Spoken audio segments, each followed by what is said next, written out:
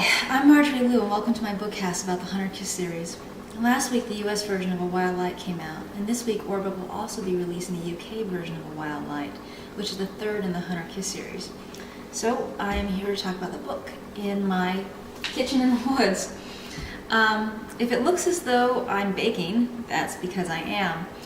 The heroine of the Hunter Kiss series, Maxine Kiss, loves to eat, and some of her fondest memories are spending afternoons in a kitchen with her mother, who, despite being a badass demon hunter, also loved to bake. My mother, coincidentally, also loves to bake, and while her recipes are much better than mine, this is something that she likes to whip up every now and then that's fast and easy. She learned this from her mother, Marjorie, whom I'm named after, and who learned it from her mother, Chloe. And it's a very simple spice cake bar filled with all sorts of goodies, raisins and sour cream, just a little bit of egg, just a little bit of oil, a lot of love. And it's a little like the heroine of my series, Maxine Kiss. You never quite know what you're going to get, especially when you're baking in this kitchen, because we like to experiment.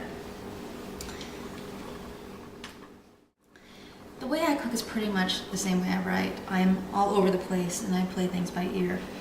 People ask me all the time whether or not I outline, and the answer is not really.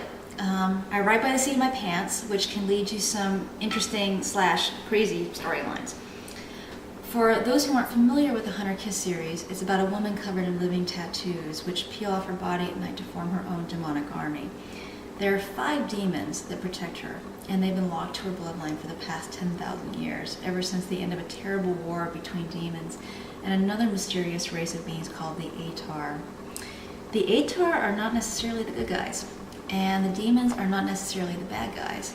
There are many, many shades of gray in the Hunter Kiss series, which I think keeps things interesting. It also makes Maxine's life extremely difficult as she tries to navigate not just her own personal history, but all the different beings who want to control her and shape the world in their image. As I said before, I don't outline. So over the course of the series, there's been a great deal of mythology that I hadn't thought much about when I began writing the first book, but that evolved pretty much on its own as the series progressed. Until finally now, we're on the third book, A Wild Light, and all those threads and hints and questions that I had laid down in previous volumes are being answered. Maxine finally learns what she is. She learns what the boys are, and she begins to get a sense of what her role is on Earth and how she's going to protect all the people who are depending on her. And it's not a pretty truth. In fact, it's pretty much horrifying, and she has to draw on all the love that's inside of her, see past the truth that she's been given to a whole other kind of truth about who she is inside her heart. And that's the one thing, I mean, I love a lot of things about Maxine Kiss, but that's the one thing I love most about her. It's the fact that despite her very harsh upbringing, she's a good person. She has a lot of love in her heart. She has enough love in her heart to sort of take a risk and, love a man who could be dangerous, to create this family out of strangers who are all bound together by friendship and sort of just mutual fascination and need. And she's found a way to make a home for herself when she should never have had a home at all. And so it's that drive to protect her home and her friends and her family, and her sense of compassion that leads her out of sort of this dark mess that she finds herself in.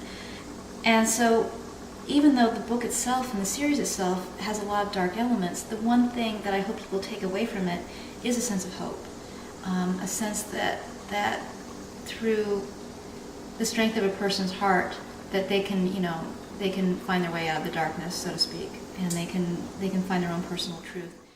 Well, we've come to the end of the bookcast, and I have been stirring until, ta-da, we have this. I'm going to stick it in the oven for 30 minutes at 350 degrees, at which point hopefully something good will come out. I wish you were all here so we could share, but since you're not, I'm going to eat it all by myself.